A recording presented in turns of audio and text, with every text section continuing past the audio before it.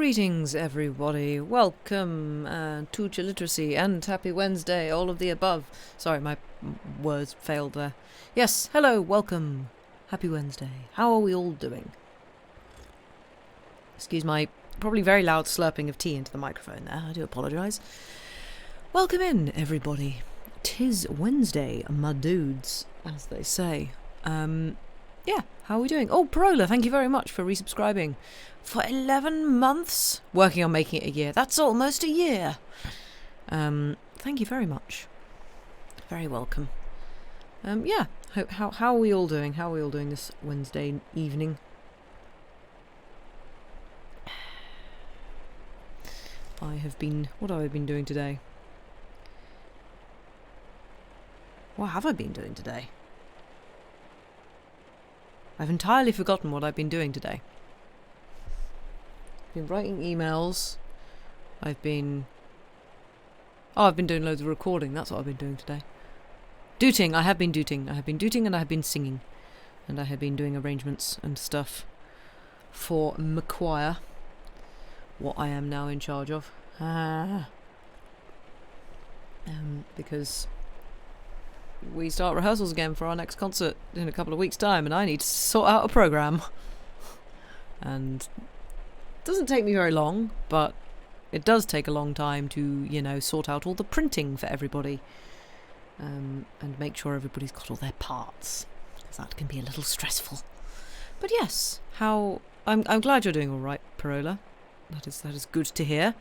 Lady Mephistopheles, you're low on spoons. Oh, that's a shame. You've turned yourself into a burrito and you're occupying the nearest blanket fort. I mean, that sounds pretty great, to be honest. Yeah, that sounds like an excellent thing to do. I keep on trying to work out, like, how best one could set up a blanket fort in my room, but it's kind of the problem is I haven't really got any, like, high furniture because I'm in a loft conversion. So, yeah, it would have to be a very low-down blanket fort that probably only I could fit in, for I am small.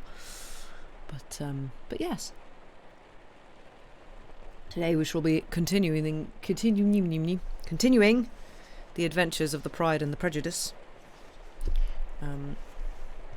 Actually, before I forget, I'm gonna pin it up here already, because I actually remembered this time. Oh, I'm unable to pin this time. Huh. How weird. That's very strange. But Sam could. Maybe Twitch is just going, right, you've had your time. Now you have some time out. You're not allowed to pin anything. That's very odd. Interesting. So whoever's running the stream can't pin. No, I think I could last time. Couldn't I? Oh, no, you did. I don't know. No Pride or Prejudice in this book, none at all. No, not the slightest mite of either Pride or Prejudice. Yes. But yes. I have been enjoying reading this. It's been fun. It's been good. Excuse me. And the yawning begins, of course. Is that a grayscale Pride mug? Nice. I was going to say something. I've forgotten what it was. Oh, yes. No, Pride. Oh, God. That took me far too long to get. Well, in fact, I didn't get it. Shame on me. Excuse me. What was I going to say? Yes, I'm kind of enjoying how both Sam and I at the moment are reading authors who are quite witty. Like Mark Twain, the last instalment of Mark Twain's short stories that Sam was reading were really rather phenomenal. Phenomenal. I very much enjoy Twain's sense of humour. Just like, yeah, like as I can't remember if you were saying this on stream, Sam, or if you were saying it to me, but like a lot of his jokes, a lot of his punchlines are the equivalent of missing a step or thinking there's an extra step on a staircase where there's not. Just that kind of, hang on a second, I just read straight past the punchline. Oh, very clever. Or just like, wait. Yeah, that's good. They were chef's kiss. They were indeed. So, yes, did enjoy that. But yeah, I hope everybody is having a decent week thus far. With hopefully slightly more spring-like weather. she says, hopefully. It has been largely wet here. It is still wet and windy, but we are hoping for more sunshine. Ray Tracer, good time zone. Hello, how are you? I hope you're well. But yes. I don't know if there was anything else I was saying. I went down I don't know if any of you saw what I put in the music channel in the John's Discord a few days ago. But we are on Pride and Prejudice. Nice. Yes, I've gone down a deep dive well, I haven't deep dive. I have been made aware of the fact that my favourite barbershop quartet, the Newfangled Four, are back, apparently, after basically sort of stopping because their baritone quit. And also I think they were having serious burnout. And then it was COVID. So I thought they'd stopped singing together for good, but they are back and better than ever and doing some very silly songs, including a fantastic parody of The Bare Necessities, which is these are our insecurities, our crushing insecurities, which is very good. And also a spectacular cover of Stonehenge, which apparently is by Ylvis, as in the person who did What Does the Fox Say? Or the people, I'm not sure if it's one or two people. And I don't think I've ever come across something that's such a perfect blend of my interests. It's amazing. The new hey Zilia, you know of them. Yeah, absolutely. Go on YouTube and look up Newfangled Four Stonehenge. It was their highest scoring, because they did it at the internationals, the Barbershop Internationals. It's been their highest scoring song ever. And I can kind of see why. Like, they are better than they have been. And like all of their chords and stuff are just locking in, and the overtones are just insane. And I'm just sitting there going, it's so satisfying. It's nice. Anyway. Parola, last week there was snow, right? Yesterday it was sleeveless t-shirt weather, okay. Last night it was thunder, rain, and okay, so you're kind of getting all the seasons. Neat. You have a children's book of What Does the Fox Say? It's very weird to read aloud. Oh, wow. Yeah, I can imagine. Okay. As in, like, a children's book of the song?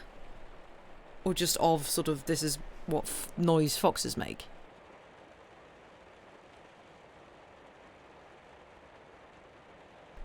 Of the song. Wow, okay. Sorry for the dead air there. I was just moving my mic and I didn't want to ruin your ears. Wow, okay. Sure, that's a thing. It's April weather, April Fool's weather. This is very true. Yes, that's true. April showers are a thing, I guess. But, yeah, we just sort of had rain here. Although we did have a couple of nice days last week. But yes. Hey ho, such is life. But yeah, what on earth? Where are we at? Where are we up to? Where are we up to? Ah, yes. Sorry, you had almost 30 degrees. Poland, are you okay? You can't remember which crochet hook. Oh dear. Well, good luck finding one that matches. Yes. So last time on Pride and Prejudice, things are kind of progressing nicely. Jane and excuse me, Mr. Bingley seem enamoured with each other. Mr. Darcy seems very against this. Mr. Wickham has appeared, who apparently has a serious grudge against Mr. Darcy for reasons of...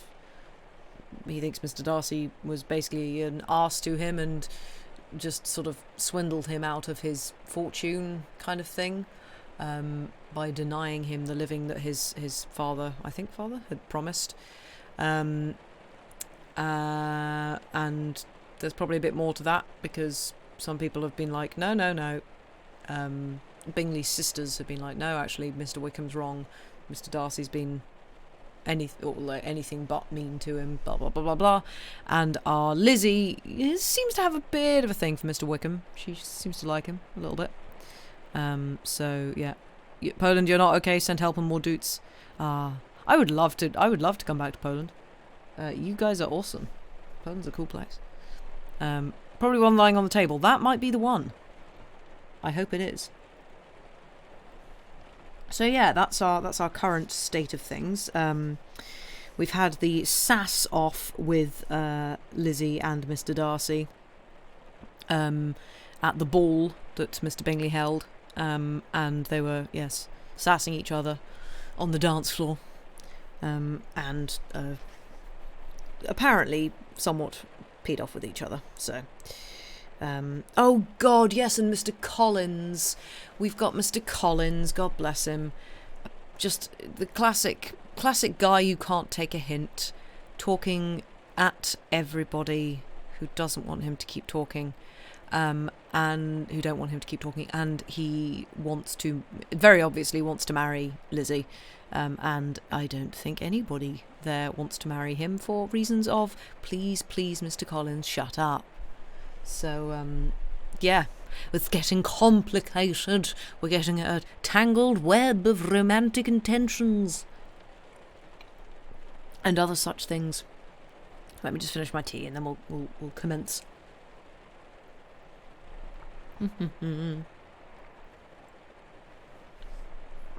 Right. That is my tea drunk. You love Mr. Collins, not the person but the character. I know, it's such a good character. Because we've all met someone like that. If that makes sense. Oh yeah, that makes perfect sense. Yeah, we have all met a Mr. Collins. And probably tried to subtly tell him to shush, please. So, he is somewhat relatable as a person one has encountered. But, if we are all sitting comfortably, if we all very nearly spill water on oneself, let's not do that. If we all have a beverage or crafty things or whatever, then we shall continue with Pride and Prejudice, Chapter 19. The next day opened a new scene at Longbourn. Mr. Collins made his declaration in form. Having resolved to do it without loss of time, as his leave of absence extended only to the following Saturday, and having no feelings of diffidence to make it distressing to himself even at the moment, he set about it in a very orderly manner, with all the observances which he supposed a regular part of the business.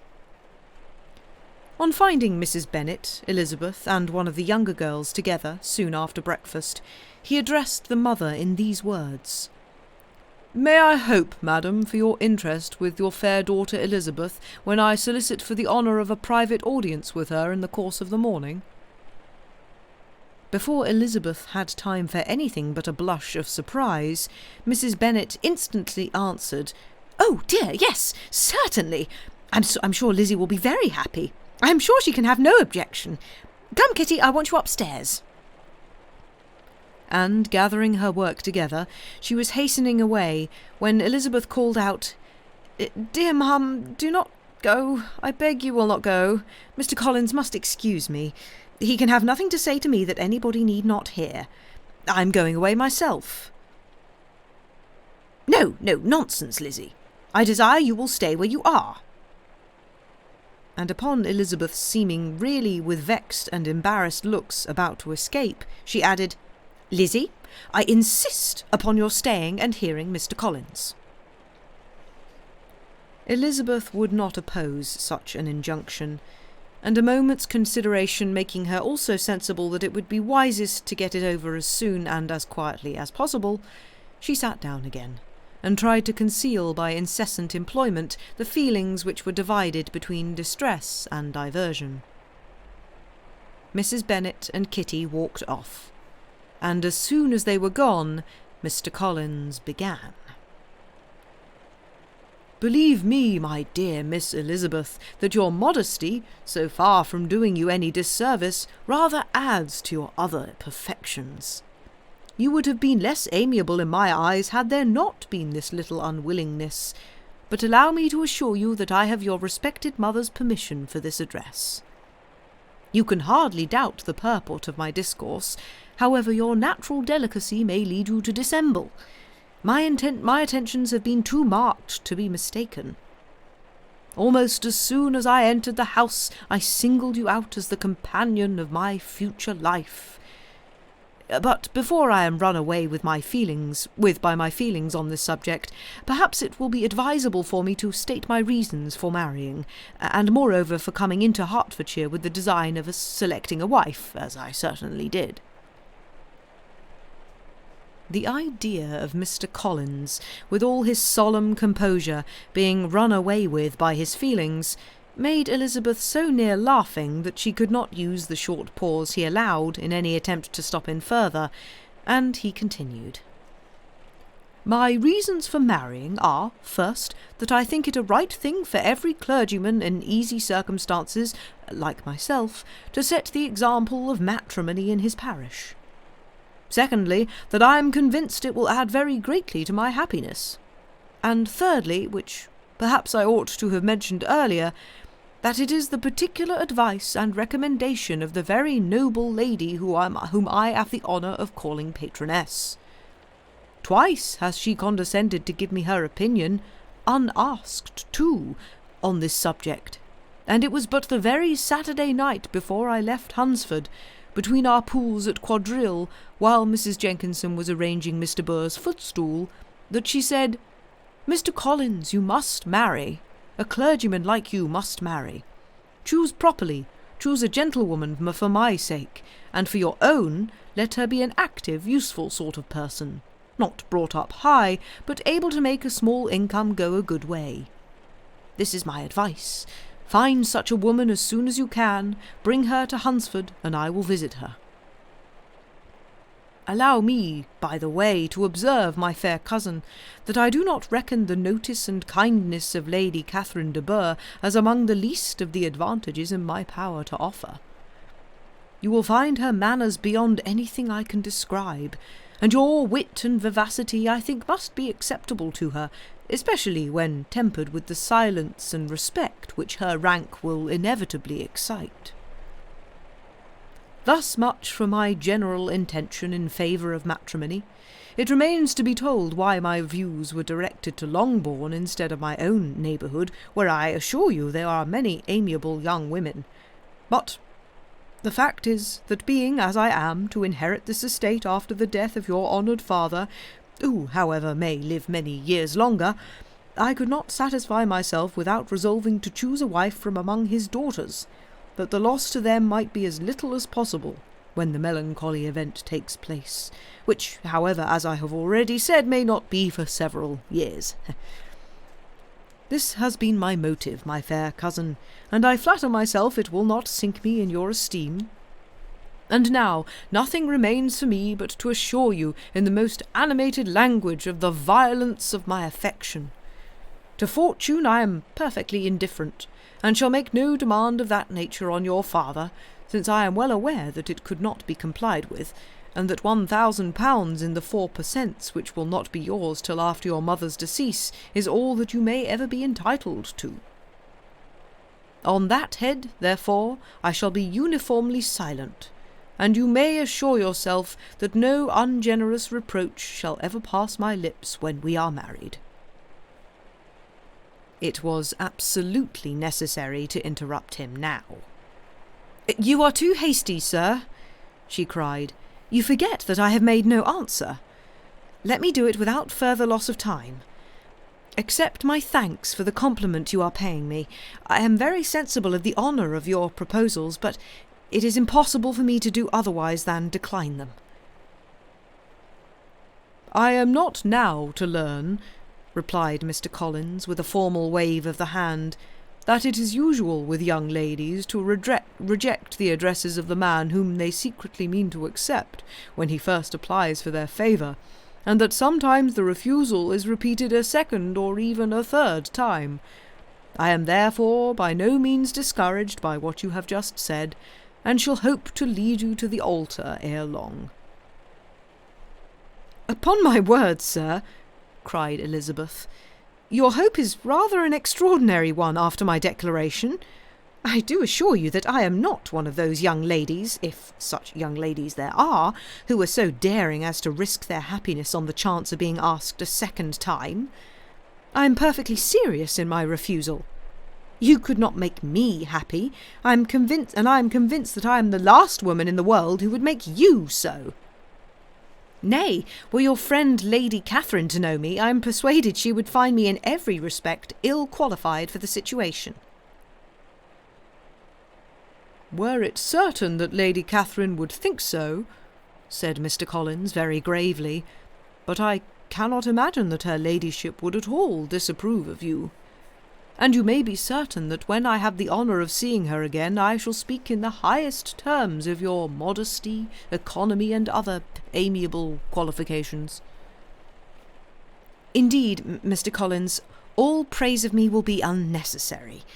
You must give me leave to judge for myself, and pay me the compliment of believing what I say. I wish you very happy and very rich, and by refusing your hand do all in my power to prevent your being otherwise. In making me the offer, you must have satisfied the delicacy of your feelings with regard to my family, and may take possession of Longbourn estate whenever it falls, without any self-reproach. This matter may be considered, therefore, as finally settled." And rising as she thus spoke, she would have quitted the room, had not Mr. Collins thus addressed her. "When I do myself the honour of speaking to you next on this subject, I shall hope to receive a more favourable answer than you have now given me, though I am far from accusing you of cruelty at present, because I know it to be the established custom of your sex to reject a man on the first application, and perhaps you have even now said as much to encourage my suit as would be consistent with the true delicacy of the female character." "Really, Mr. Collins," cried Elizabeth with some warmth, "you puzzle me exceedingly. If what I have hitherto said can appear to you in the form of encouragement, I know not how to express my refusal in such a way as may convince you of its being one." "You must give me leave to flatter myself, my dear cousin, that your refusal of my addresses is merely words of course. My reasons for believing it are briefly these.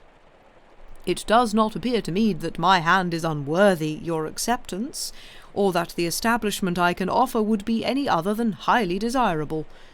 My situation in life, my connections with the family of de Bourgh, and my relationship to your own are circumstances highly in my favour, and you should take it into farther consideration that, in spite of your manifold attractions, it is by no means certain that another offer of marriage may ever be made to you.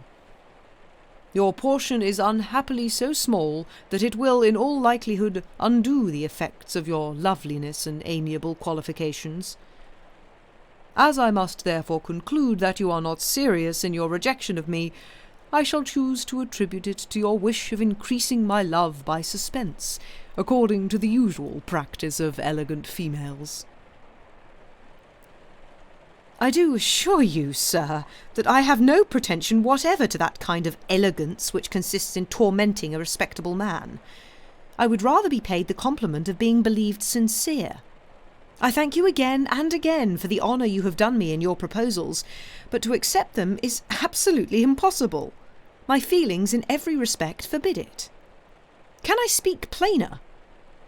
Do not consider me now as an elegant female intending to plague you, but as a rational creature speaking the truth from her heart." "You are uniformly charming," cried he, with an air of awkward gallantry, "and I am persuaded that when sanctioned by the express authority of both your excellent parents, my proposals will not fail of being acceptable."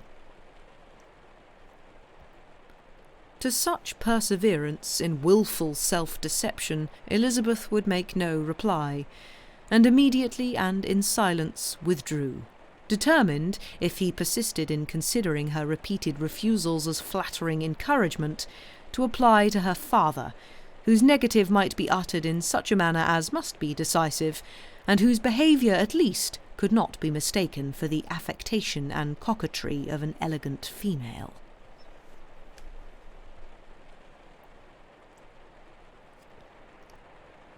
Chapter 20.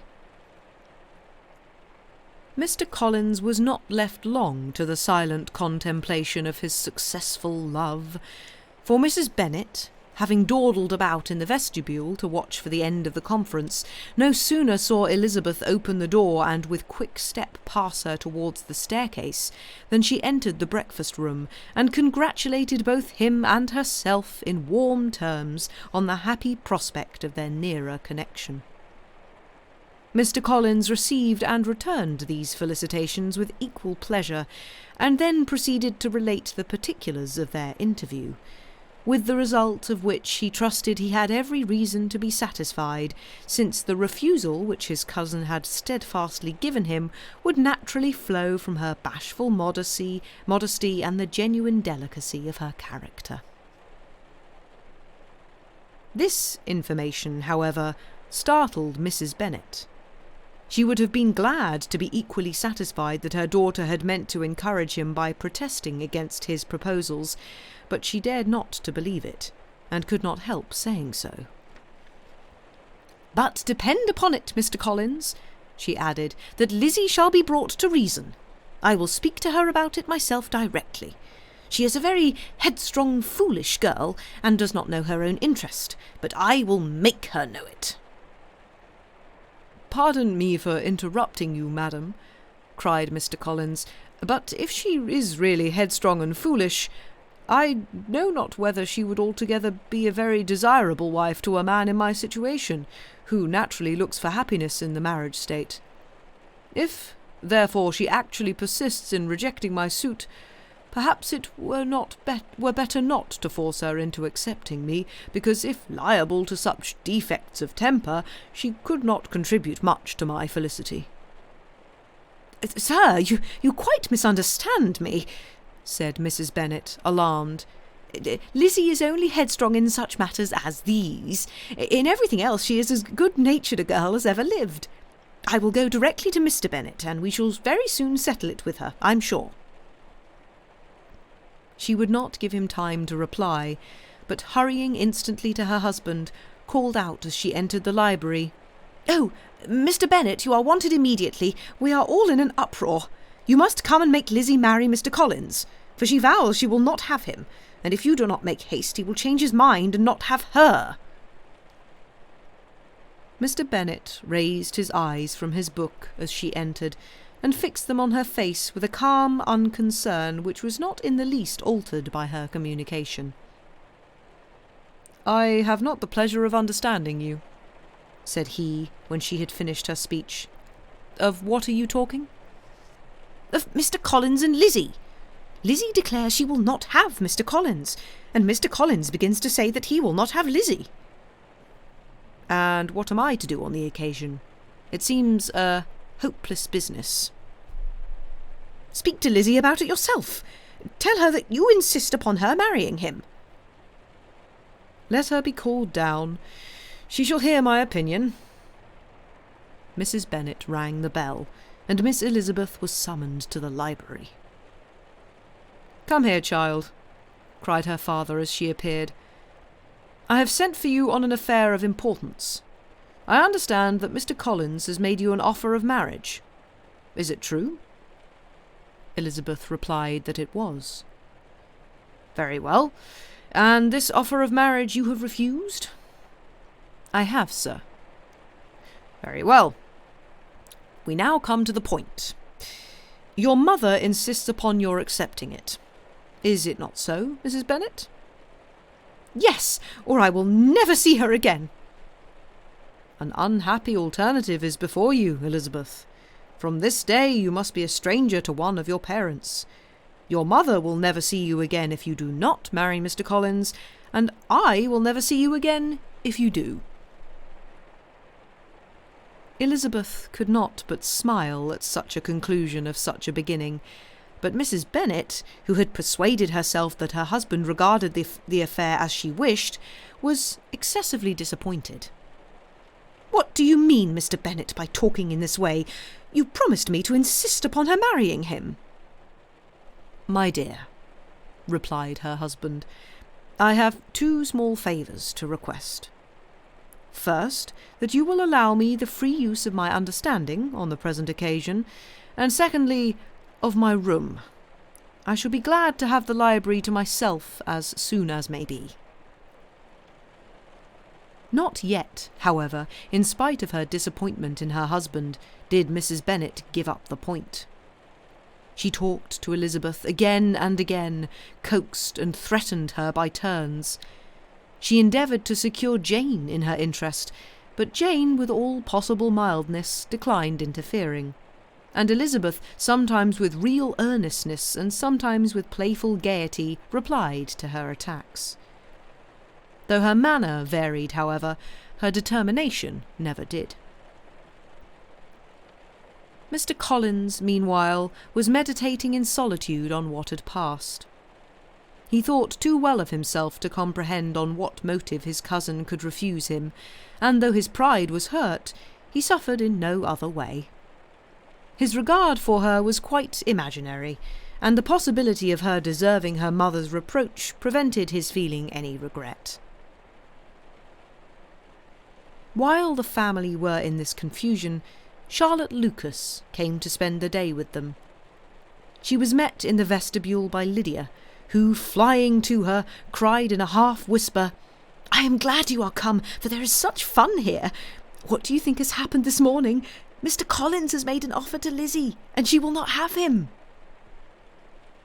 Charlotte had hardly time to answer before they were joined by Kitty, who came to tell them the same news, and no sooner had they entered the breakfast-room, where Mrs. Bennet was alone, than she likewise began on the subject, calling on Miss Lucas for her compassion, and entreating her to persuade her friend Lizzie to comply with the wishes of all her family. "Pray do, my dear Miss Lucas," she added, in a melancholy tone, "for nobody is on my side. Nobody takes part with me. I am cruelly used. Nobody feels for my poor nerves." Charlotte's reply was spared by the entrance of Jane and Elizabeth. "Ay, there she comes," continued Mrs. Bennet, "looking as unconcerned as may be, and caring no more for us than if we were at York, provided she could have her own way. But I tell you what, Miss Lizzie, if you take it into your head to go on refusing every offer of marriage in this way, you will never get a husband at all. And I am sure I do not know who is to maintain you when your father is dead. I shall not be able to keep you, and so I warn you. I have done with you from this very day. I told you in the library, you know, that I should never speak to you again, and you will find me as good as my word. I have no pleasure in talking to undutiful children. Not that I have much pleasure indeed in talking to anybody. People who suffer as I do from nervous complaints can have no great inclination for talking. Nobody can tell what I suffer. But it is always so. Those who do not complain are never pitied." Her daughters listened in silence to this effusion, sensible that any attempt to reason with her or soothe her would only increase the irritation. She talked on, therefore, without interruption from any of them, till they were joined by Mr. Collins, who entered with an air more stately than usual, and on perceiving them, and on perceiving whom, she said to the girls, "Now, I do insist upon it that you, all of you, hold your tongues, and let Mr. Collins and me have a little conversation together." Elizabeth passed quietly out of the room. Jane and Kitty followed, but Lydia stood her ground, determined to hear all she could, and Charlotte, detained first by the civility of Mr. Collins, whose inquiries after herself and all her family were very minute, and then by a little curiosity, satisfied herself with walking to the window and pretending not to hear. In a doleful voice Mrs. Bennet thus began the projected conversation. "Oh, Mr. Collins—" "My dear madam," replied he, "let us be for ever silent on this point. Far be it from me," he presently continued in a voice that marked his displeasure, to resent the behaviour of your daughter.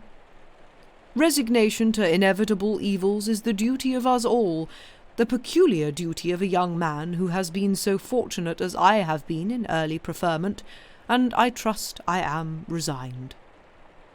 Perhaps not the less so from feeling a doubt of my positive happiness had my fair cousin honoured me with her hand, for I have often observed that resignation is never so perfect as when the blessing denied begins to lose somewhat of its value in our estimation. You will not, I hope, consider me as showing any disrespect to your family, my dear madam, by thus withdrawing my pretensions to your daughter's favour, without having paid yourself and Mr. Bennet the compliment of requesting you to interpose your authority in my behalf.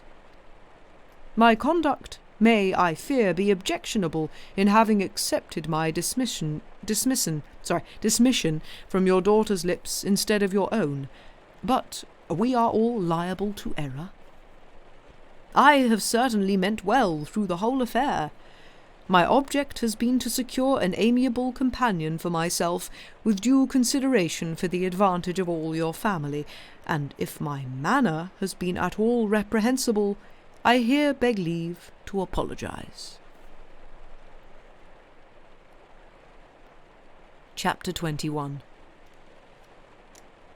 The discussion of Mr. Collins's offer was now nearly at an end, and Elizabeth had only to suffer from the uncomfortable feelings necessarily attending it, and occasionally from some peevish allusion of her mother. As for the gentleman himself, his feelings were chiefly expressed not by embarrassment or dejection, or by trying to avoid her, but by stiffness of manner and resentful silence. He scarcely ever spoke to her, and the assiduous attentions which he had been so sensible of himself were transferred for the rest of the day to Miss Lucas, whose civility in listening to him was a seasonable relief to them all, and especially to her friend. The morrow produced no abatement of Mrs. Bennet's ill humour or ill health. Mr. Collins was also in the same state of angry pride. Elizabeth had hoped that his resentment might shorten his visit, but his plan did not appear in the least affected by it. He was always to have gone on Saturday, and so to Saturday he still meant to stay. After breakfast, the girls walked to Meryton to inquire if Mr. Wickham were returned, and to lament over his absence from the Netherfield ball. He joined them on their entering the town, and attended them to their aunt's, where his regret and vexation and the concern of everybody was well talked over. To Elizabeth, however, he voluntarily acknowledged that the necessity of his absence had been self-imposed. "I found," said he, as the time drew near, "that I had better not meet Mr. Darcy. That to be in the same room, the same party with him for so many hours together might be more than I could bear, and that scenes might arise unpleasant to more than myself." She highly approved his forbearance, and they had leisure for a full discussion of it, and for all the commendation which they civilly bestowed on each other, as Wickham and another officer walked back with them to Longbourn, and during the walk he particularly attended to her. His accompanying them was a double advantage. She felt all the compliment it offered to herself, and it was most acceptable as an occasion of introducing him to her father and mother. Soon after their return, a letter was delivered to Miss Bennet. It came from Netherfield, and was opened immediately.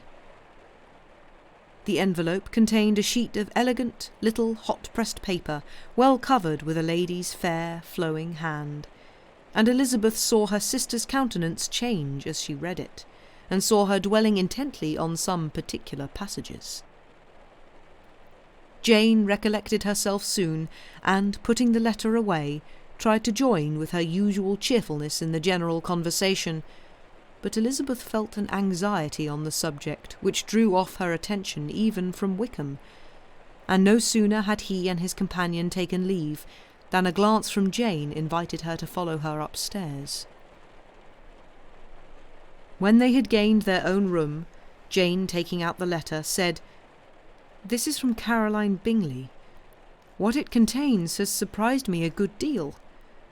The whole party have left Netherfield by this time, and are on their way to town, and without any intention of coming back again. You shall hear what she says."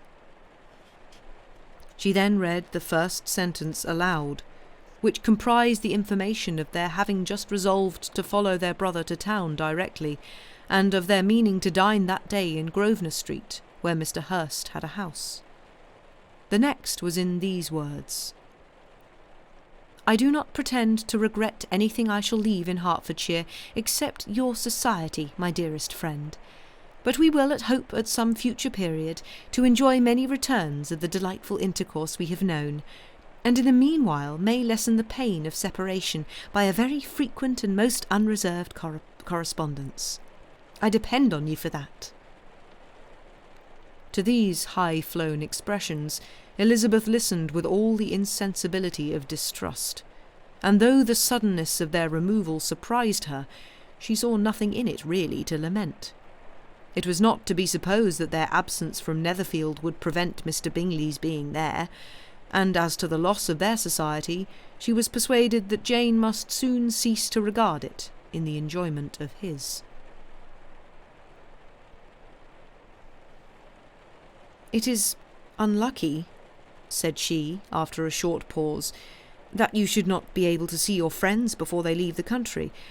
But we may not hope that the period of future happiness to which Miss Bingley looks forward may arrive earlier than she is aware, and that the delightful intercourse you have known as friends will be renewed with yet greater satisfaction as sisters. Mr. Bingley will not be detained in London by them." "Caroline decidedly says that none of the party will return into Hertfordshire this winter. I will read it to you. When my brother left us yesterday, he imagined that the business which took him to London might be concluded in 3 or 4 days, but as we are certain it cannot be so, and at the same time convinced that when Charles gets to town he will be in no hurry to leave it again, we have determined on following him thither, that he may not be obliged to spend his vacant hours in a comfortless hotel. Many of my acquaintance are already there for the winter. I wish I could hear that you, my dearest friend, had any intention of making one in the crowd, but of that I despair. I sincerely hope your Christmas in Hertfordshire may abound in the gaieties which that season generally brings, and that your beaux will be so numerous as to prevent your feeling the loss of the 3 of whom we shall deprive you." "It is evident by this," added Jane, "that he comes back no more this winter." "It is only evident that Miss Bingley does not mean he should." "Why will you think so? It must be his own doing. He is his own master. But you do not know all. I will read you the passage which particularly hurts me. I will have no reserves from you. Mr. Darcy is impatient to see his sister, and to confess the truth, we are scarcely less eager to meet her again. I really do not think Georgiana Darcy has her equal for beauty, elegance, and accomplishments, and the affection she inspires in Louisa and myself is heightened into something still more interesting from the hope we dare to entertain of her being hereafter our sister. I do not know whether I ever before mentioned to you my feelings on this subject, but I will not leave the country without confiding them, and I trust you will not esteem them unreasonable. My brother admires her greatly already. He will have frequent opportunity now of seeing her on the most intimate footing. Her relations all wish the connection as much as his own, and a sister's partiality is not misleading me, I think, when I call Charles most capable of engaging any woman's heart. With all these circumstances to favour an attachment and nothing to prevent it, am I wrong, my dearest Jane, in indulging the hope of an event which will secure the happiness of so many? What think you of this sentence, my dear Lizzie? Said Jane as she finished it. Is it not clear enough? Does it not expressly declare that Caroline neither expects nor wishes me to be her sister, and that she is perfectly convinced of her brother's indifference, and that if she suspects the nature of my feelings for him, she means most kindly to put me on my guard. Can there be any other opinion on the subject? Yes, there can, for mine is totally different. Will you hear it? Most willingly. You shall have it in a few words. Miss Bingley sees that her brother is in love with you, and wants him to marry Miss Darcy. She follows him to town in the hope of keeping him there, and tries to persuade you that he does not care about you. Jane shook her head. Indeed, Jane, you ought to believe me. No one who has ever seen you together can doubt his affection. Miss Bingley, I am sure, cannot. She is not such a simpleton. Could she have seen half as much love in Mr. Darcy for herself, she would have ordered her wedding clothes. But the case is this. We are not rich enough or grand enough for them, and she is the more anxious to get Miss Darcy for her brother from the notion that when there has been one intermarriage, she may have less trouble in achieving a second, in which there is certainly some ingenuity, and I dare say it would succeed if Mr. Burr were out of the way. But, my dearest Jane, you cannot seriously imagine that because Miss Bingley tells you her brother greatly admires Miss Darcy, he is in the smallest degree less sensible of your merit than when he took leave of you on Tuesday, or that it will be in her power to persuade him that, instead of being in love with you, he is very much in love with her friend.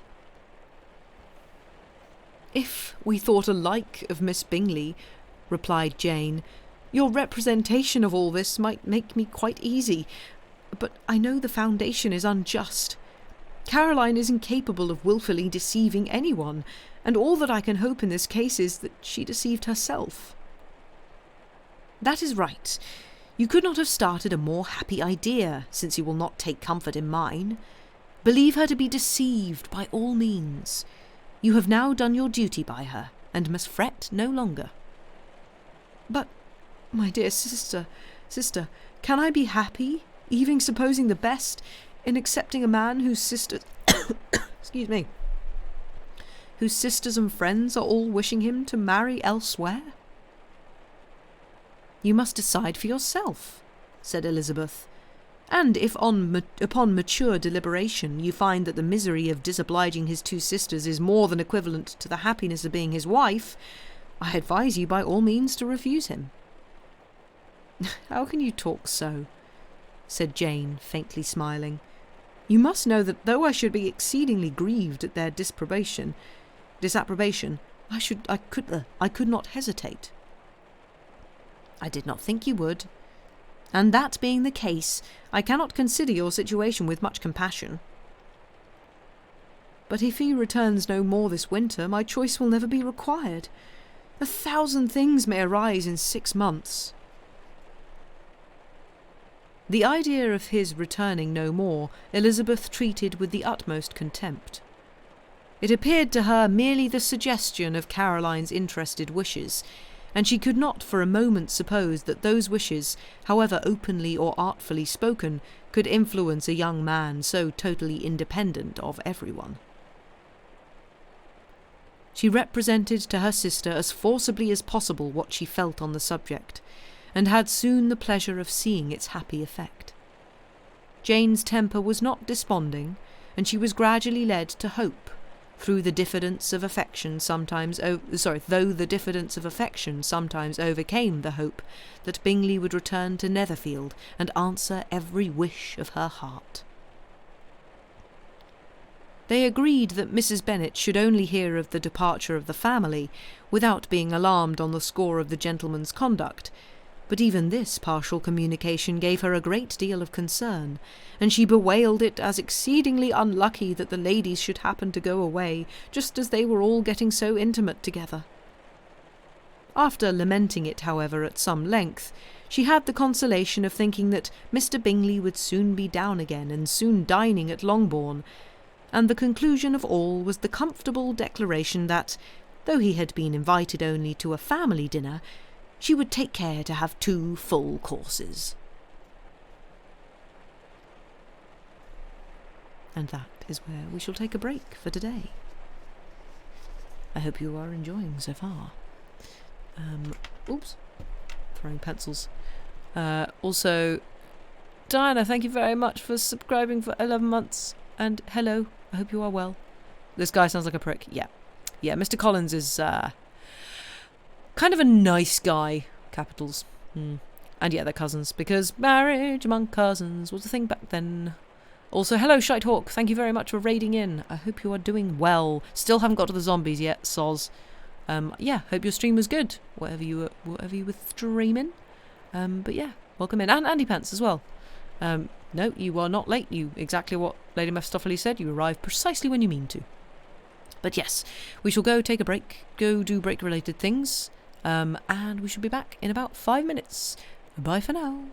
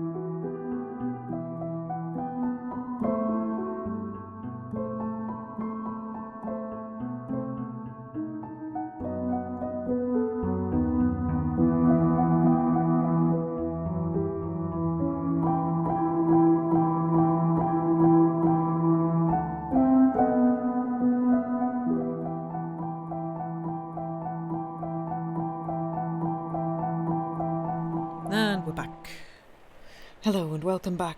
I hope you've all had a good break and done break-related things and stuff. I haven't really done a lot, but that's fine. Right. Yeah, I'll see how much longer I can go for, because I've been doing quite a lot of singing this week, so my voice is feeling a little bit. Also, I've got top B flats to sing tomorrow. I don't want to do that. Anyway. Yeah, how was everybody's break? I hope everybody had a good break. A good productive break. But you sat on the bus. Well, that's a thing to do. I hope it was a decent bus ride. Mrs. Bennet is hilarious. She is, isn't she? We've all, as I think Diana said, like, we've all met a Mrs. Bennet. We all know a Mrs. Bennet. The kind of like, I'm so put upon, but I will never complain about it, proceeds to complain for about 2 hours about the one thing that she says she's never going to complain about. It's like, yeah. We've all met someone like that. Yeah. So, yeah, she's quite entertaining. She's just a very well-written character. It's like, I wonder how many of these people Jane Austen knew. I do wonder how much of, like, Austen's stuff is similar to Dickens in that she would, like, write actual people that she knew into her books, because she was like, oh, this is a fun character study. I'd be interested to see. And she doesn't enjoy talking to people. Oh, no. She's very shy and retiring. She doesn't like talking to anybody. She just doesn't talk very much at all. Yeah. She's absolutely writing from experience. Yeah, she is, isn't she? Soprano solidarity. Yay, Andy. Yeah, the thing is, I'm not a high soprano. I'm a mezzo-soprano at best. And, yeah, I don't really want to sing a soprano solo up to a top B flat tomorrow. But, I don't really have a choice. I was told I was doing it. So, there we go. But yes, yeah, I feel like, and also Mr. Collins as well. It's just like, oh God, I hate this guy. I hate this guy so much. But also, yeah, I know the person. And like, we've all met a Mrs. Bennet, all met a Mr. Collins. Yeah. You almost choked on laughter at the comments about not talking. I know, it does kind of sneak up on you suddenly, like, what, really? Yeah, it's good. It's good stuff.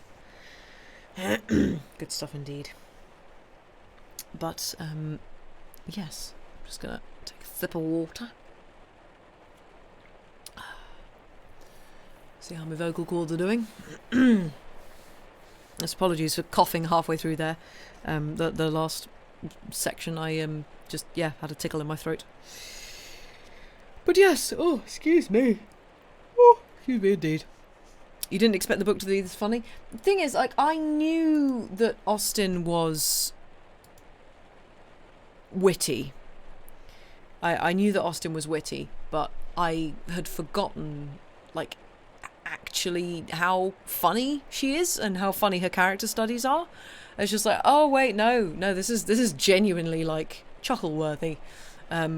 She's very, very sharp. Yeah, agreed. Yeah, this is absolutely sold me on Austen. Yeah, I should have read her earlier, but like when I started reading her, I was a teenager and I was like, well, this is boring, nothing happens. So yeah, now it's like, oh no, she's wonderful. She's very witty, very sharp, very observant. Which I feel like comes with a lot of writers, but I feel like in this era, female writers in particular are going to just naturally, well, not naturally, but just by the nature of how they were expected to act and the situations they were in, they are probably a heck of a lot more observant of subtleties and like how people act and hypocrisies than the men were, possibly. I don't know, maybe, who knows. But yes, if we are sitting comfortably, I shall continue. She suffers the same fate as Dickens. Everybody reads her in school and bad teachers sap all the fun out of it. Yeah, that's the problem with just like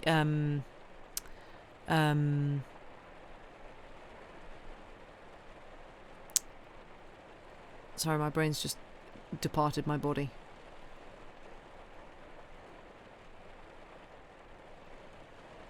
That's the problem with just literature, I guess. Just like, we've got to take this seriously, and we've got to actually look into the writing and sap any kind of humour out of it. It's like, no, like, again, writing is still entertainment at its core.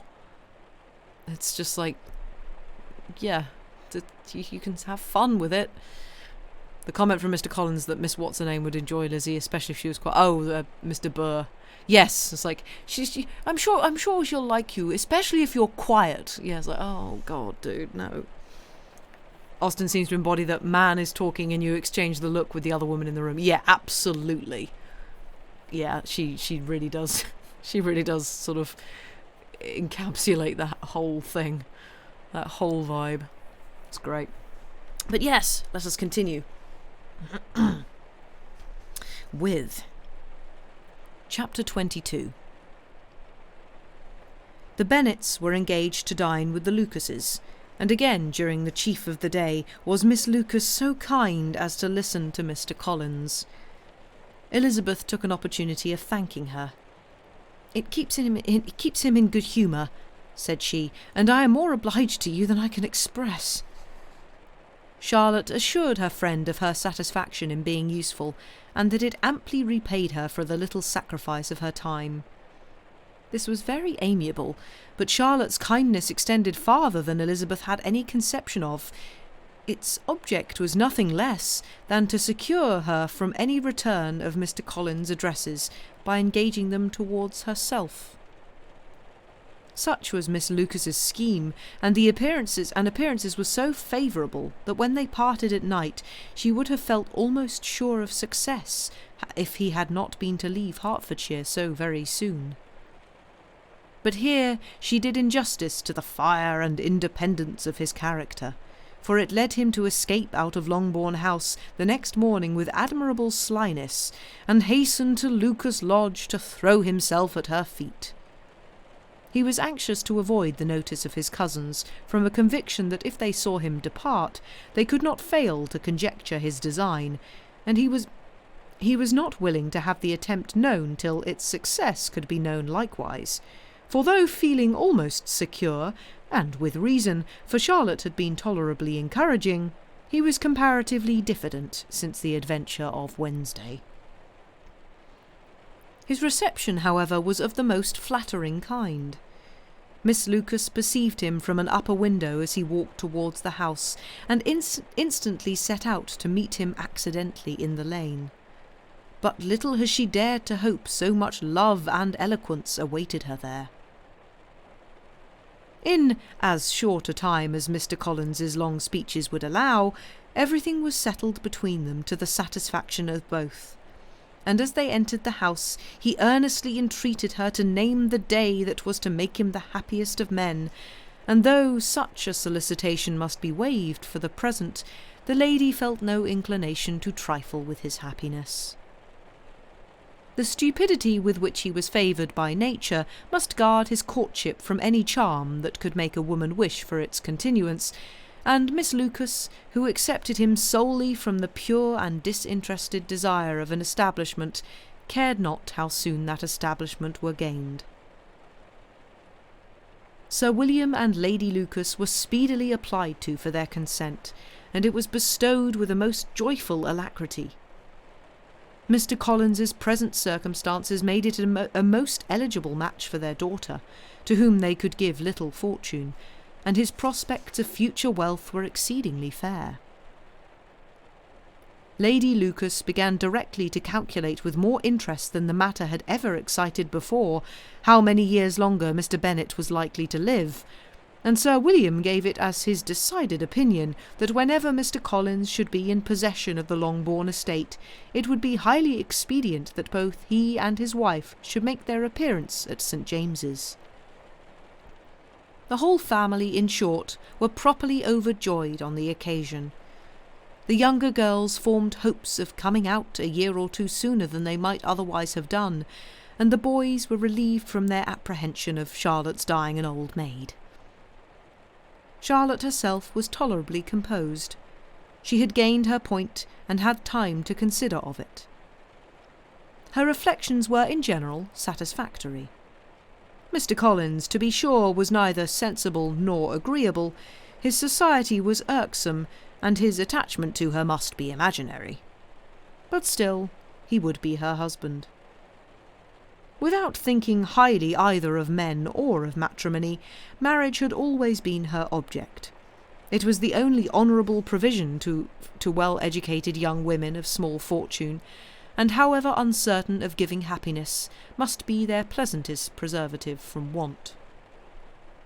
This preservative she had now obtained, and at the age of 27, without having ever been handsome, she felt all the good luck of it. The least agreeable circumstance in the business was the surprise it must occasion to Elizabeth Bennet, whose friendship she valued beyond that of any other person.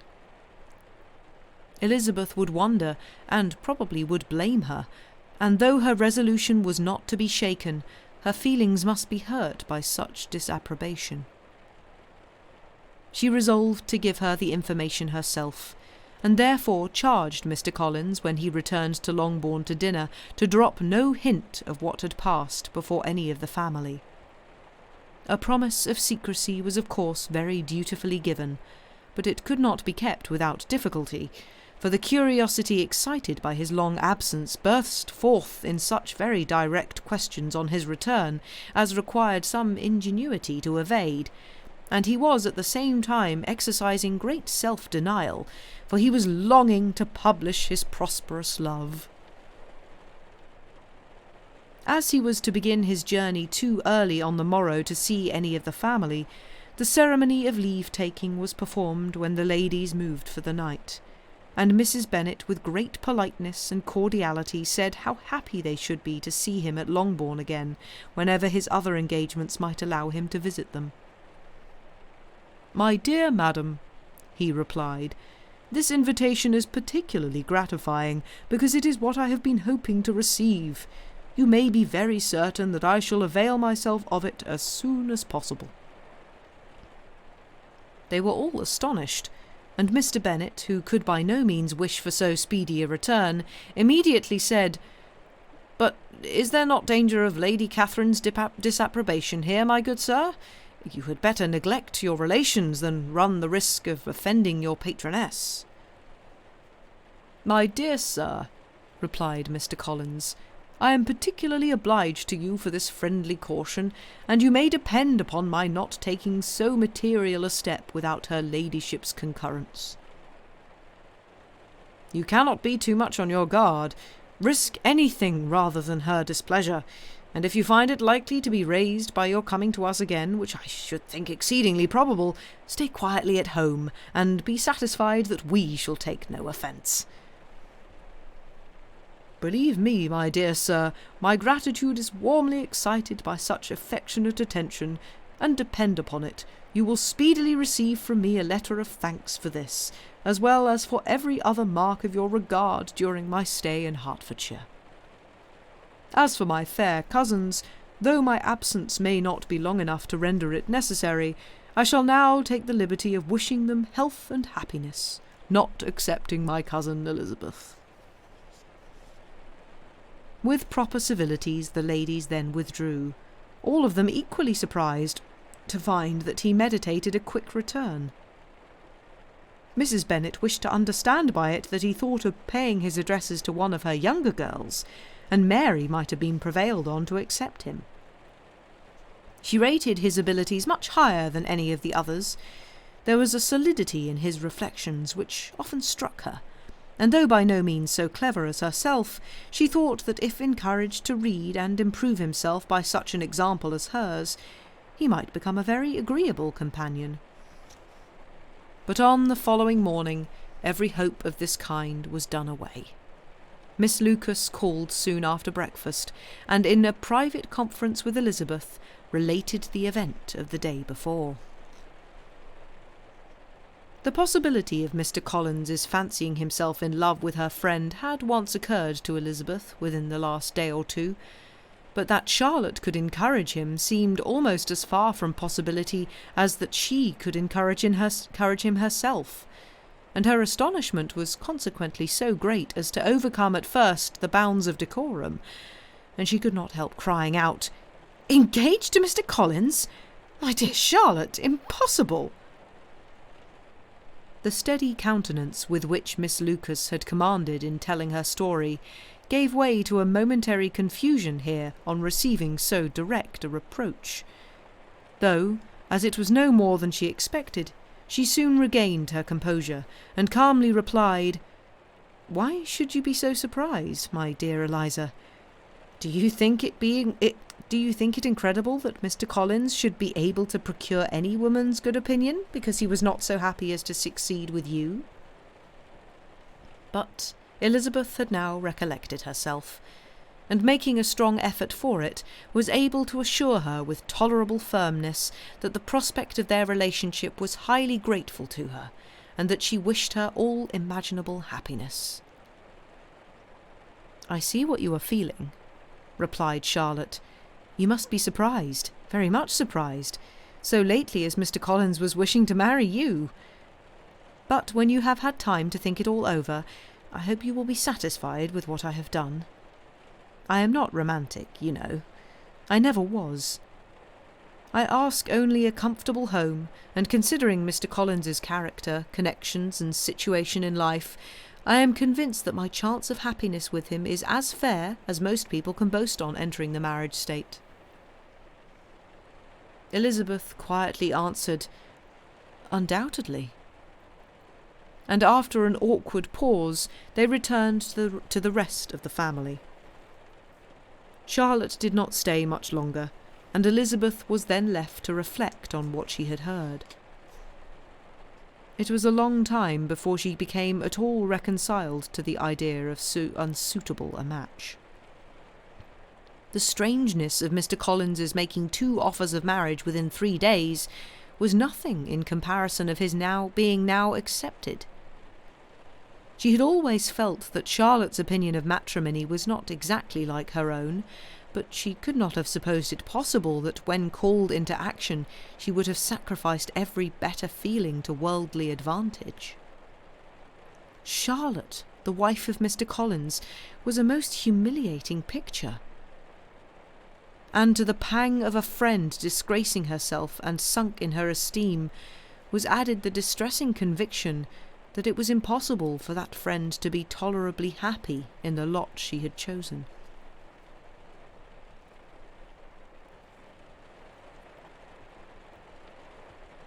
Chapter 23. Elizabeth was sitting with her mother and sisters, reflecting on what she had heard, and doubting whether she were authorised to mention it, when Sir William Lucas himself appeared, sent by his daughter to announce her engagement to the family. With many compliments to them, and much self-gratulation on the prospect of a connection between the houses, he unfolded the matter, to an audience not merely wondering, but incredulous. For Mrs. Bennet, with more perseverance than politeness, protested he must be entirely mistaken, and Lydia, always unguarded and often uncivil, boisterously exclaimed, "Good Lord! Sir William, how can you tell such a story? Do not you know that Mr. Collins wants to marry Lizzie?"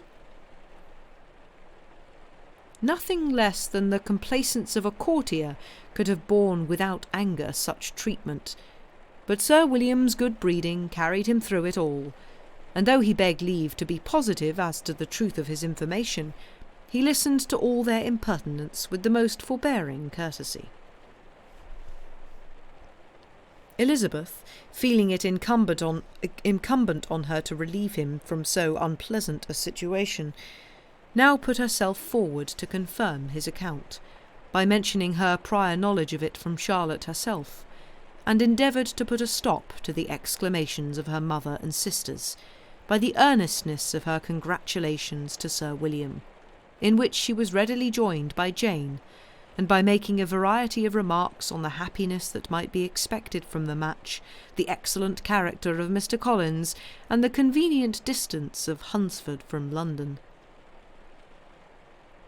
Mrs. Bennet was, in fact, too much overpowered to say a great deal while Sir William remained, but no sooner had he left them than her feelings found a rapid vent. In the first place, she persisted in disbelieving the whole of the matter. Secondly, she was very sure that Mr. Collins had been taken in. Thirdly, she trusted that they would never be happy together. And fourthly, that the match might be broken off. 2 inferences, however, were plainly deduced from the whole. One, that Elizabeth was the real cause of the mischief, and the other, that she herself had been barbarously used by them all, and on those 2 points she principally dwelt during the rest of the day. Nothing could console and nothing appease her. Nor did that day wear out her resentment. A week elapsed before she could see Elizabeth without scolding her.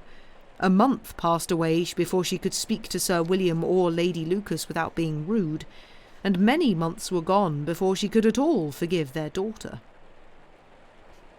Mr. Bennet's emotions were much more tranquil on the occasion, and such as he did experience he pronounced to be of a most agreeable sort, for it gratified him, he said, to discover that Charlotte Lucas, whom he had been used to think tolerably sensible, was as foolish as his wife, and more foolish than his daughter. Jane confessed herself a little surprised at the match, but she said less of her astonishment than of her earnest desire for their happiness, nor could Elizabeth persuade her to consider it as improbable. Kitty and Lydia were far from envying Miss Lucas, for Mr. Collins was only a clergyman, and it affected them in no other way than as a piece of news to spread at Meryton. Lady Lucas could not be insensible of triumph on being able to retort on Mrs. Bennet the comfort of having a daughter well married, and she called at Longbourn rather oftener than usual to say how happy she was, though Mrs. Bennet's sour looks and ill-natured remarks might have been enough to drive happiness away. Between Elizabeth and Charlotte there was a restraint which kept them mutually silent on the subject, and Elizabeth felt persuaded that no real confidence could ever subsist between them again. Her disappointment in Charlotte made her turn with fonder regard to her sister, of whose rectitude and delicacy she was sure her opinion could never be shaken, and for whose happiness she grew daily more anxious, as Bingley had now been gone a week, and nothing was heard of his return. Jane had sent Caroline an early answer to her letter, and was counting the days till she might reasonably hope to hear again. The promised letter of thanks from Mr. Collins arrived on Tuesday, addressed to their father, and written with all the solemnity of gratitude which a 12-month's abode in the family might have prompted.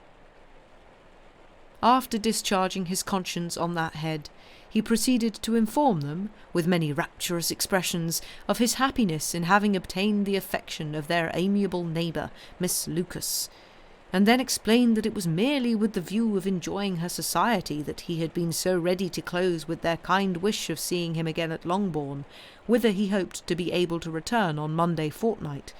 For Lady Catherine, he added, so heartily approved his marriage that she wished it to take place as soon as possible, which he trusted would be an unanswerable argument with his amiable Charlotte to name an early day for making him the happiest of men.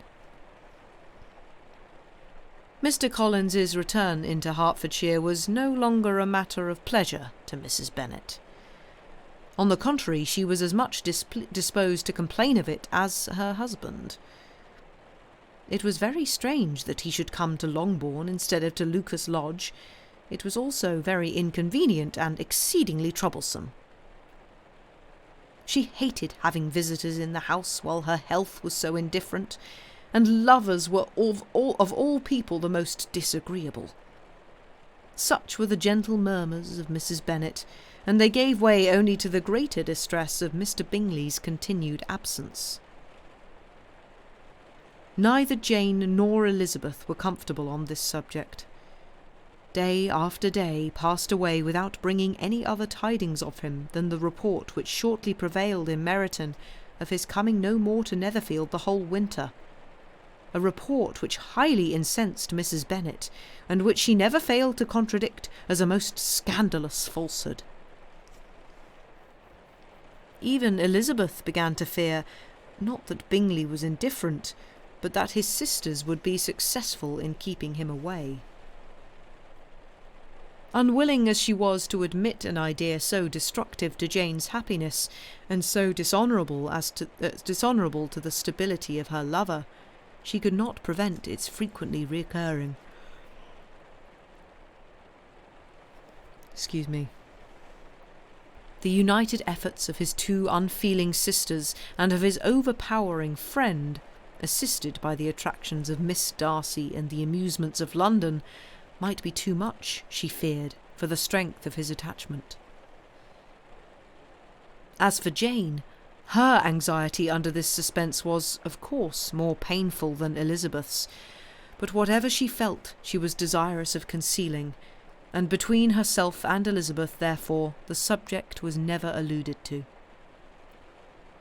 But as no such delicacy restrained her mother, an hour seldom passed in which she did not talk of Bingley, express her impatience for his arrival, or even require Jane to confess that if he did not come back she should think herself very ill-used. It needed all Jane's steady mildness to bear these attacks with tolerable tranquillity. Mr. Collins returned most punctually on the Monday fortnight, but his reception at Longbourn was not quite so gracious as it had been on his first introduction. He was too happy, however, to need much attention, and luckily for the others, the business of love-making relieved them from a great deal of his company. The chief of every day was spent by him at Lucas Lodge, and he sometimes returned to Longbourn only in time to make an apology for his absence before the family went to bed. Mrs. Bennet was really in a most pitiable state. The very mention of anything concerning the match threw her into an agony of ill humour, and wherever she went, she was sure of hearing it talked of. The sight of Miss Lucas was odious to her. As her successor in that house, she regarded her with jealous abhorrence. Whenever Charlotte came to see them, she concluded her to be anticipating the hour of possession, and whenever she spoke in a low voice to Mr. Collins, was convinced that they were talking of the Longbourn estate, and resolving to turn herself and her daughters out of the house as soon as Mr. Bennet were dead. She complained bitterly of all this to her husband. "Indeed, Mr. Bennet," said she, "it is very hard to think that Charlotte Lucas should ever be mistress of this house, that I should be forced to make way for her, and live to see her take my place in it." "My dear, do not give way to such gloomy thoughts. Let us hope for better things. Let us flatter ourselves that I may be the survivor." This was not very consoling to Mrs. Bennet, and therefore, instead of making any answer, she went on as before. "I cannot bear to think that they should have all this estate. If it was not for the entail, I should not mind it." "What should you not mind?" "I should not mind anything at all." "Let us be thankful that you are preserved from a state of such insensibility." "I never can be thankful, Mr. Bennet, for anything about the entail. How anyone could have the conscience to entail away estate from one's own daughters I cannot understand. And all for the sake of Mr. Collins, too. Why should he have it more than anybody else?" "I leave it to yourself to determine," said Mr. Bennet.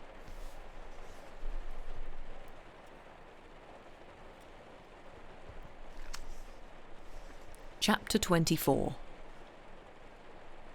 Miss Bingley's letter arrived and put an end to doubt. The very first sentence conveyed the assurance of their being all settled in London for the winter, and concluded with her brother's regret at not having had time to pay his respects to his friends in Hertfordshire before he left the country. Hope was over, entirely over, and when Jane could attend to the rest of the letter, she found little, except the professed affection of the writer, that could give her any comfort. Miss Darcy's praise occupied the chief of it. Her many attractions were again dwelt on, and Caroline boasted joyfully of their increasing intimacy, and ventured to predict the accomplishment of the wishes which had been unfolded in her former letter. She wrote also with great pleasure of her brother's being an inmate of Mr. Darcy's house, and mentioned with raptures some plans of the latter with regard to new furniture. Elizabeth, to whom Jane very soon communicated the chief of all this, heard it in silent indignation. Her heart was divided between concern for her sister and resentment against all the others. To Caroline's assertion of her brother's being partial to Miss Darcy she paid no credit. That he was really fond of Jane she doubted no more than she had ever done, and much as she had always been disposed to like him, she could not think without anger, hardly without contempt, on that easiness of temper, that want of proper resolution which now made him the slave of his designing friends, and led him to sacrifice his own happiness to the caprice of their inclinations. Had his own happiness, however, been the only sacrifice, he might have been allowed to sport with it in whatever manner he thought best, but her sister's was involved in it, as she thought he must be sensible himself. It was a subject, in short, on which reflection would be long indulged, and must be unavailing. She could think of nothing else, and yet whether Bingley's regard had really died away, or were suppressed by his friend's interference, whether he had been aware of Jane's attachment, or whether it had escaped his observation, whichever were the case, though her opinion of him must be materially affected by the difference, her sister's situation remained the same, her peace equally wounded. A day or two passed before Jane had courage to speak of her feelings to Elizabeth, but at last, on Mrs. Bennet's leaving them together, after a longer irritation than usual about Netherfield and its master, she could not help saying, "Oh, that my dear mother had more command over herself. She can have no idea of the pain she gives me by her continual reflections on him. But I will not repine. It cannot last long. He will be forgot, and we shall all be as we were before." Elizabeth looked at her sister with incredulous solicitude, but said nothing. "You doubt me," cried Jane, slightly colouring. "Indeed, you have no reason. He may live in my memory as the most amiable man of my acquaintance, but that is all. I have nothing either to hope or fear, and nothing to reproach him with. Thank God, I have not that pain. A little time, therefore. I shall certainly try to get the better." With a stronger voice she soon added, "I have this comfort immediately, that it has not been more than an error of fancy on my side, and that it has done no harm to anyone but myself." "My dear Jane," exclaimed Elizabeth, "you are too good. Your sweetness and disinterestedness are really angelic. I do not know what to say to you. I feel as if I had never done you justice, or loved you as you deserve." Miss Bennet eagerly disclaimed all extraordinary merit, and threw back the praise on her sister's warm affection. "Nay," said Elizabeth, "this is not fair. You wish to think all the world respectable, and are hurt if I speak ill of anybody. I only want to think you perfect, and you set yourself against it. Do not be afraid of my running into any excess, of my encroaching on your privilege of universal goodwill. You need not. There are few people whom I really love, and still fewer of whom I think well. The more I see of the world, the more I am dissatisfied with it, and every day confirms my belief of the inconsistency of all human characters, and of the little dependence that can be placed on the appearance of either merit or sense. I have met with 2 instances lately. One I will not mention, the other is Charlotte's marriage. It is unaccountable. In every view it is unaccountable. My dear Lizzie, do not give way to such feelings as these. They will ruin your happiness. You do not make allowance enough for difference of situation and temper. Consider Mr. Collins's respectability and Charlotte's prudent, steady character. Remember that she is one of a large family, that as to fortune it is a most eligible match, and be ready to believe, for everybody's sake, that she may feel something like regard and esteem for our cousin. To oblige you, I would try to believe almost anything, but no one else could be benefited by such a belief as this, for were I persuaded that Charlotte had any regard for him, I should only think worse of her understanding than I do now of her heart. My dear Jane, Mr. Collins is a conceited, pompous, narrow-minded, silly man. You know he is, as well as I do, and you must feel as well as I do that the woman who marries him cannot have a proper way of thinking.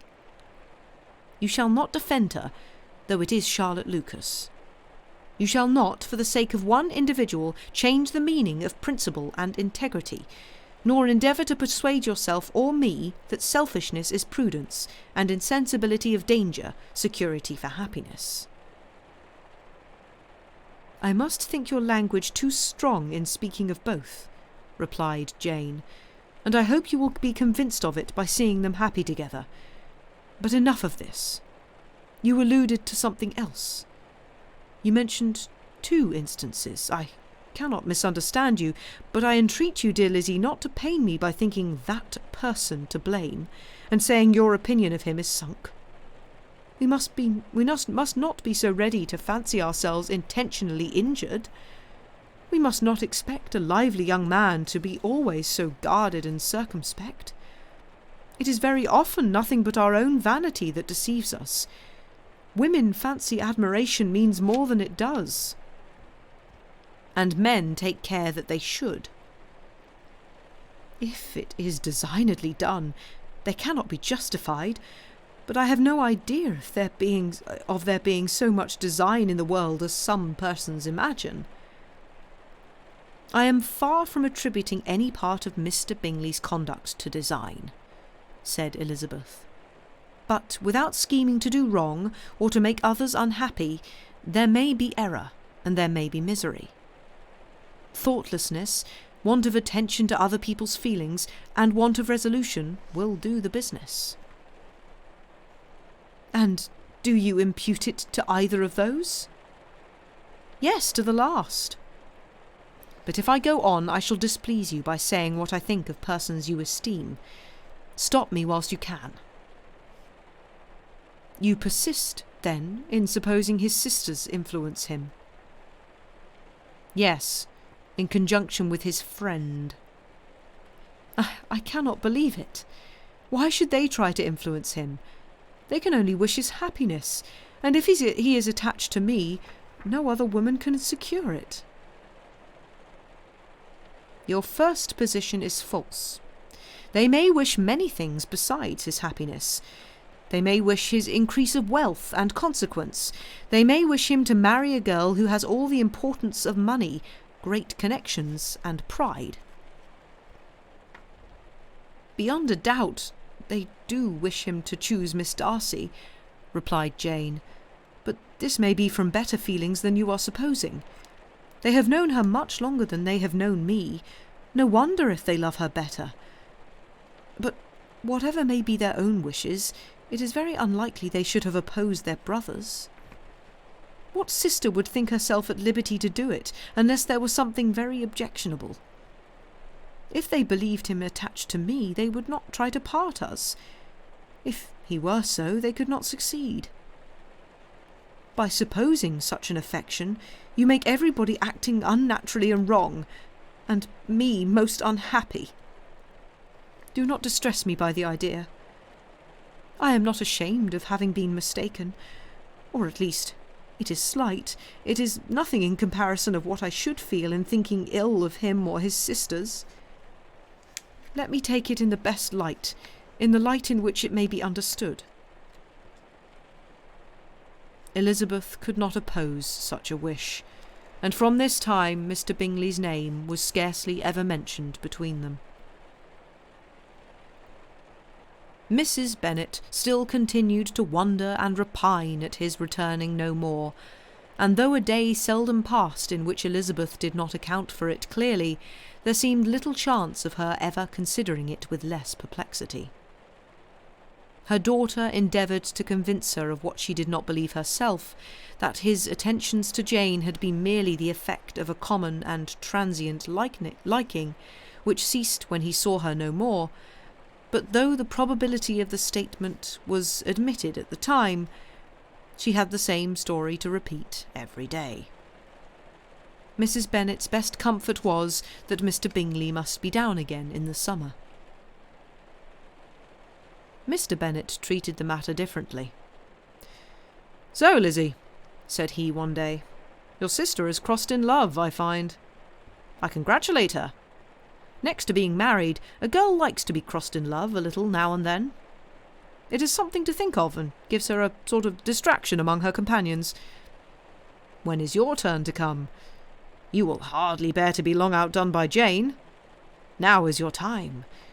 Here are officers enough at Meryton to disappoint all the young ladies in the country. Let Wickham be your man. He is a pleasant fellow, and would jilt you creditably." "Thank you, sir, but a less agreeable man would satisfy me. We must not all expect Jane's good fortune." "True," said Mr. Bennet, "but it is a comfort to think that whatever of that kind may befall you, you have an affectionate mother who will always make the most of it." Mr. Wickham's society was of material service in dispelling the gloom which the late perverse occurrences had thrown on many of the Longbourn family. They saw him often, and to his other recommendations was now added that of general unreserve. The whole of what Elizabeth had already heard, his claims on Mr. Darcy, and all that he had suffered from him, was now openly acknowledged and publicly canvassed, and everybody was pleased to think how much they had always disliked Mr. Darcy before they had known anything of the matter. Miss Bennet was the only creature who could suppose there might be any extenuating circumstances in the case, unknown to the society of Hertfordshire. Her mild and steady candour always pleaded for allowances, and urged the possibility of mistakes. But by everybody else, Mr. Darcy was condemned as the worst of men.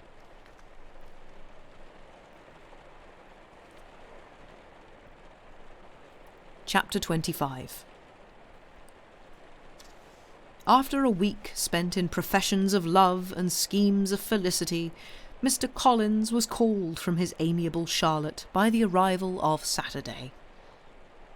The pain of separation, however, might be alleviated on his side by preparations for the reception of his bride, as he had reason to hope that shortly after his next return into Hertfordshire the day would be fixed that was to make him the happiest of men.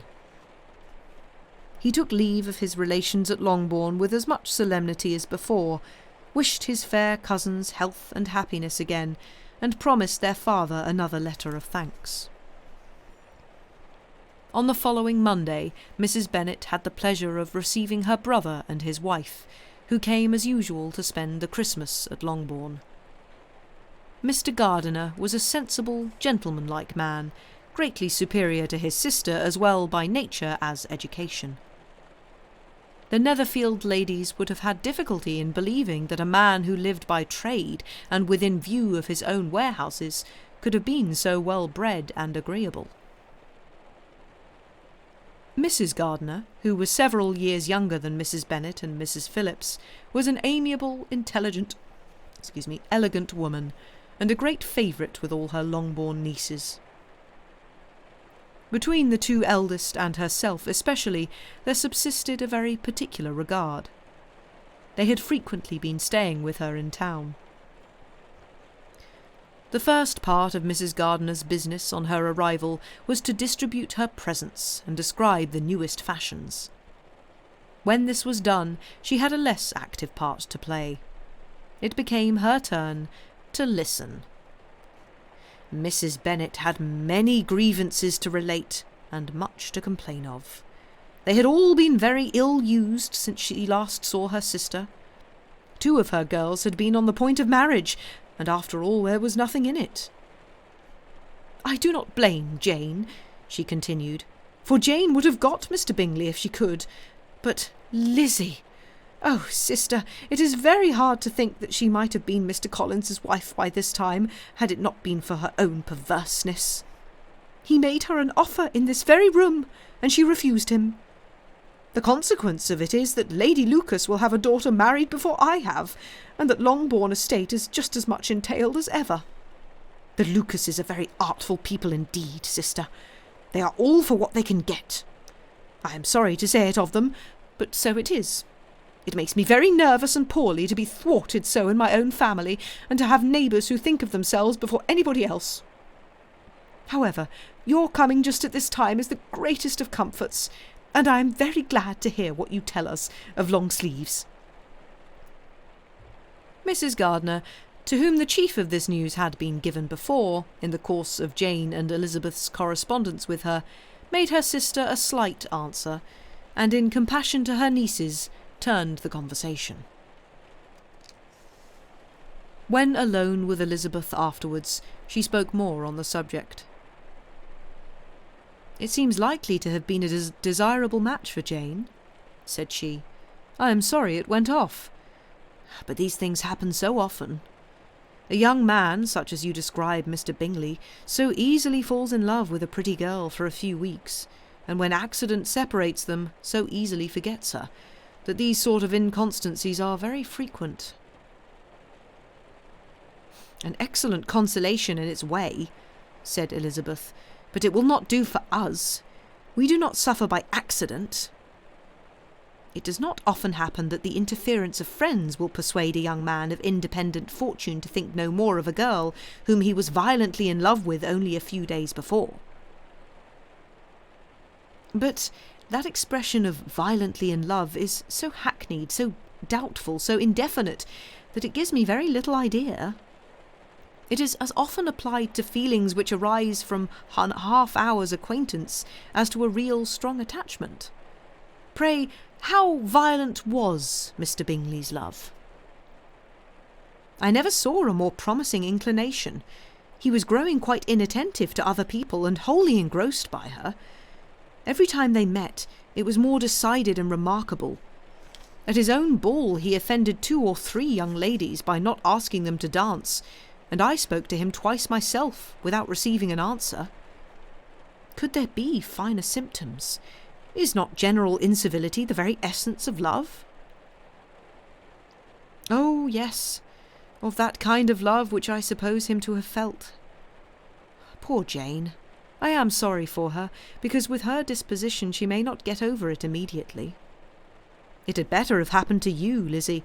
You would have laughed yourself out of it sooner. But do you think she would be prevailed on to go back with us? Change of scene might be of service, and perhaps a little relief from home may be as useful as anything." Elizabeth was exceedingly pleased with this proposal, and felt persuaded of her sister's ready acquiescence. "I hope," added Mrs. Gardiner, "that no consideration with regard to this young man will influence her. We live in so different a part of town, all our connections are so different, and, as you well know, we go out so little, that it is very improbable they should meet at all, unless he really comes to see her." "And that is quite impossible, for he is now in the custody of his friend, and Mr. Darcy would no more suffer him to call on Jane in such a part of London." "My dear aunt, how could you think of it?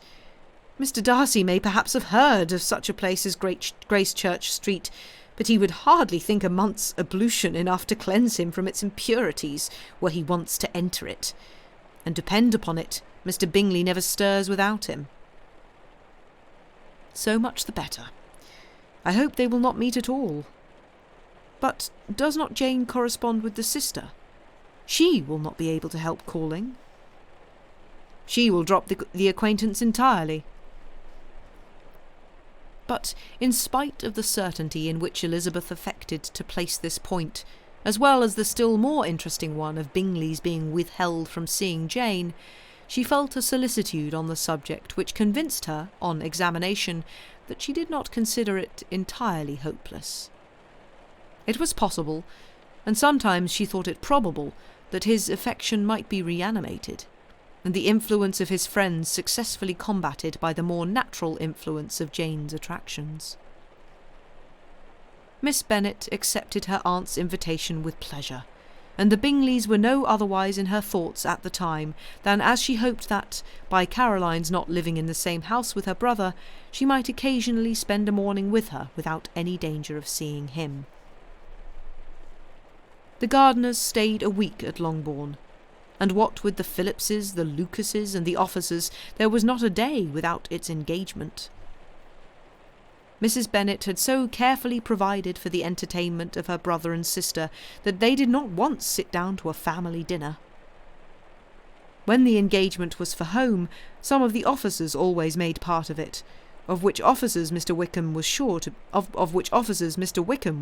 be one, and on these occasions Mrs. Gardiner, rendered suspicious by Elizabeth's warm commendation of him, narrowly observed them both. Without supposing them, from what she saw, to be very seriously in love, their preference of each other was plain enough to make her a little uneasy, and she resolved to speak to Elizabeth on the subject before she left Hertfordshire, and represent to her the imprudence of encouraging such an attachment. To Mrs. Gardiner, Wickham had one means of affording pleasure, unconnected with his general powers. About 10 or a dozen years ago, before her marriage, she had spent a considerable time in that very part of Derbyshire to which he belonged. They had, therefore, many acquaintance in common, and though Wickham had been little there since the death of Darcy's father 5 years before, it was yet in his power to give her fresher intelligence of her former friends than she had been in the way of procuring. Mrs. Gardiner had seen Pemberley, and known the late Mr. Darcy by character perfectly well. Here, consequently, was an inexhaustible subject of discourse. In comparing her recollection of Pemberley with the minute description which Wickham could give, and in bestowing her tribute of praise on the character of its late possessor, she was delighting both him and herself. On being made acquainted with the present Mr. Darcy's treatment of him, she tried to remember something of that gentleman's reputed disposition when quite a lad, which might agree with it, and was confident at last that she recollected having heard Mr. Fitzwilliam Darcy formerly spoken of as a very proud, ill-natured boy. And I think that is where we shall end for tonight. Thank you for listening. Yeah, I hope you are enjoying thus far. Mr. Collins, God bless him. Utterly useless. Yes, wow, that was quick. It was a bit, wasn't it? Just like, oh, you've said no to me, but oh look, there's another woman passing by. I shall follow her. Also, yes, he is a pleasant fellow and would jilt you creditably. I like that. That's a good line. That. It's like, yes, be crossed in love. That's a fun distraction. Great idea. But yes, it's a good line, isn't it? It's all very good. All very good. Top-notch writing. Do like. 10 out of 10. Good job, Jane Austen. Thank you. Well, thank you all very much for being here. Lovely to see the people who we don't necessarily see all the time. Very, very nice to see you all. And yeah, I hope you've enjoyed the sass, which just seems to be very prominent in this here book, and just generally Austen's writing. But yeah, Sam should, in theory, be back on Saturday with I don't know if he's going to do more Mark Twain short stories. I'm not sure. yes, that's Diana. If you've never read any Mark Twain, you'll like Mark Twain. It's very, very good humour. Is good, as Andy says. Yes, it's very funny. You'll be in the study. Yay!